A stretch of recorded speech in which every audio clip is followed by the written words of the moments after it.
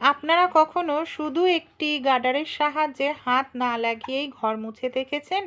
এমনই কিছু ছোট ছোট অসাধারণ টিপস আপনাদের সঙ্গে শেয়ার করব। আশা করছি টিপসগুলি যদি অ্যাপ্লাই করেন আপনাদের প্রত্যেক দিনের কাজ কিছুটা হলেও কিন্তু সহজ হবে। চলুন আজকের টিপস দেখে নিই। প্রথম যে টিপসটি শেয়ার করছি, এখানে একটি পাত্রের মধ্যে আমি নিয়ে নিয়েছি হালকা উষ্ণ গরম জল।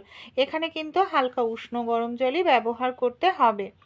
এই জলের মধ্যে দিয়ে দিচ্ছি সামান্য পরিমাণ শ্যাম্পু দিয়ে ভালোভাবে মিশিয়ে নিচ্ছি। জলটা এতটাই উষ্ণ করবেন যাতে হাত দিলে অসুবিধা না হয়। এর মধ্যে আমি কিছুটা পরিমাণ পারফিউম স্প্রে করে দিলাম যাতে গন্ধটা সুন্দর হয়। এবার কি করব, একটি কাপড় এখানে আমরা নিয়ে নেব। কাপড়টাকে এই যে আমাদের জলটা তৈরি করে নিয়েছিলাম এই জলের মধ্যে ভালো করে ডুবিয়ে নিয়ে নিংড়ে নিতে হবে। এক্সট্রা জল যেটা সেটাকে ভালোভাবে আমি নিংড়ে নিলাম। এবার আমরা কি করব, এই কাপড়টাকে চলুন দেখে নিই। আমাদের বাড়িতে যে এই ধরনের ঢাকনা থাকে, ঢাকনাটাকে দেখুন কাপড়ের মধ্যে রেখে খুব ভালো করে আমাদের আটকে নিতে হবে। আমাদের বাড়িতে যে এই ধরনের বালিশ আমরা ব্যবহার করি না, দেখা যায় বালিশের কভার তো নোংরা হলে পরিষ্কার করি, কিন্তু বালিশের যেটার মধ্যে তুলো ভরা থাকে সেটাও কিন্তু না অনেক দিন ব্যবহার করতে করতে নষ্ট হয়, বাজে দুর্গন্ধ বের হয়ে যায়। আর এটাকে তো ধোয়া যায় না কারণ এর মধ্যে তুলো থাকে। তাই এইভাবে আমরা যদি একটি সুগন্ধিত পরিষ্কার জল তৈরি করে নিই, এই শ্যাম্পু আমাদের নোংরাটাও দূর করবে। আর যেহেতু পারফিউম ব্যবহার করা হয়েছে, যে বালিশে বাজে দুর্গন্ধ থাকে সেই দুর্গন্ধটাও চলে যাবে। এইভাবে চেপে চেপে আপনারা খুব ভালো করে একটু মুছে নিন। তারপর দেখবেন কোনো রকম বাজে দুর্গন্ধও থাকবে না। একটু রোদ্রে দিয়ে দেবেন 10-15 মিনিটের জন্য, বালিশটাও খুব সুন্দরভাবে পরিষ্কার জীবাণুমুক্ত হবে, গন্ধও চলে যাবে। আমরা অনেক সময় তরকারিতে দেখা যায় বেগুন খেয়ে থাকি, কিন্তু বেগুন ভাজতে না অনেকটা তেলের প্রয়োজন হয়, সে তরকারি হোক বা ভাজা বেগুন খাই না কেন। তাই কিভাবে বেগুনটাকে রান্না করলে কম তেলে করতে পারবেন। যখনই আপনারা বেগুন ভাজবেন বা তরকারি করবেন, বেগুনের মধ্যে আপনারা এইভাবে নুন হলুদ নিয়ে নিন আর খুব ভালো করে নুন আর হলুদ বেগুনটাকে এইভাবে মাখিয়ে নিন। মাখিয়ে 5 মিনিট রেখে দেবেন, তারপর বেগুনটাকে ভাজবেন। দেখবেন বেগুনটা ভাজতে বেশি তেল লাগবে না, এমনকি বেগুনটা ভাজাটাও খুব সুন্দর হবে। ভালো লাগলে আইডিয়াটি ট্রাই করতে ভুলবেন না। আমাদের বাড়িতে যে এই ধরনের ননস্টিকের কড়াইগুলো থাকে না, অনেক সময় কি হয় জানেন, এই ধরনের ননস্টিকের কড়াই পেছন দিকটা এইভাবে না পুড়ে যায়। আর দেখুন পেছন দিকটা এইভাবে পুড়ে গেলে এটা পরিষ্কার করতে অনেক সময় লাগে। ছোট্ট একটি টিপস, আমি এখানে নিয়ে নিয়েছি হারপিক। এই যে হারপিকটা ব্যবহার করছি এটা কিন্তু পায়খানা পরিষ্কার নয়, আমি অন্যান্য নানা কাজে ব্যবহার করি। এইভাবে কড়াইয়ের পেছন দিকটা সামান্য পরিমাণ আমি এখানে হারপিক দিয়ে দিলাম। এরপর এখানে দেখুন আমি নিয়ে নিচ্ছি কিছুটা পরিমাণ খাবার সোডা। হারপিকের ওপর এইভাবে আমাদের খাবার সোডাটাকে খুব ভালো করে ছড়িয়ে দিতে লাগবে। তারপর এইভাবে আপনারা মিশিয়ে নিন। যেহেতু এখানে খাবার সোডা দেওয়া হয়েছে তাই হারপিকটা রিয়াকশন করতে থাকবে। এই দেখুন এইভাবে এটাকে আমাদের 10 মিনিটের জন্য এইভাবে রেখে দিতে লাগবে। 10 মিনিট যদি রেখে দেওয়া যায় তাহলেই দেখবেন এই যে আমাদের কড়াইটা একেবারে তেলের কারণে পুড়ে গেছে না, অনেকটা সময় ঘষাঘষি লাগবে না।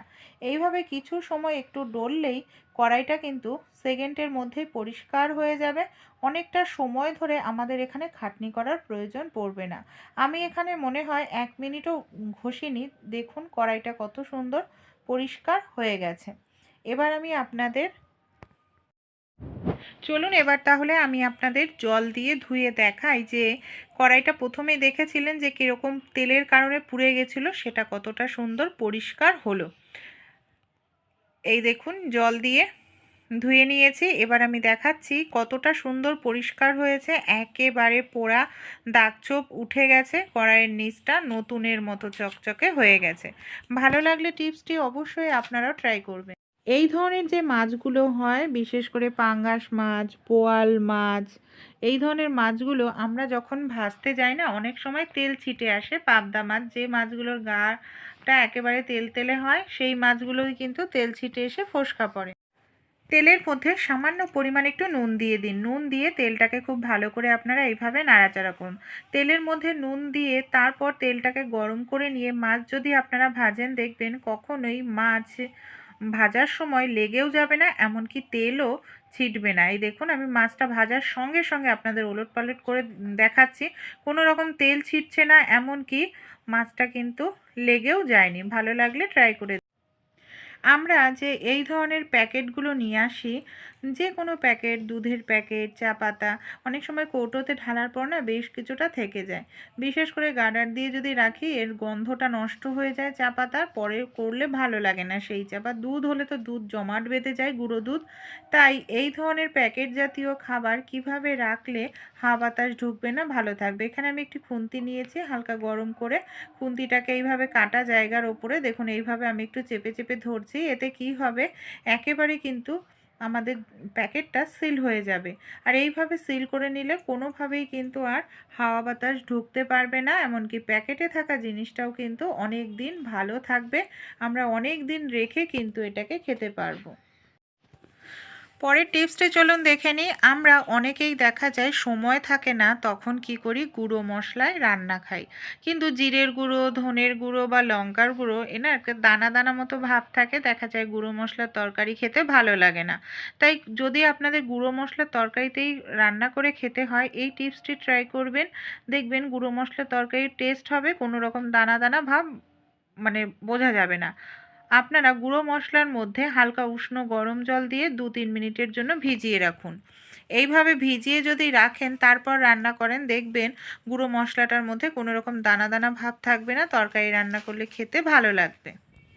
2 টাকার একটি গার্ডার দিয়েই এখন আপনারা খুব সহজেই সারা বছর ঘর মুছে নিতে পারবেন। কোনো রকম হাত লাগানোর প্রয়োজন পড়বে না ঘর মোছার জন্য, কিংবা আপনাদের মপ কেনারও প্রয়োজন পড়বে না। চলুন কিভাবে গার্ডারের সাহায্যে আমরা হাত না লাগিয়ে ঘর মুছে নিই দেখে নিই।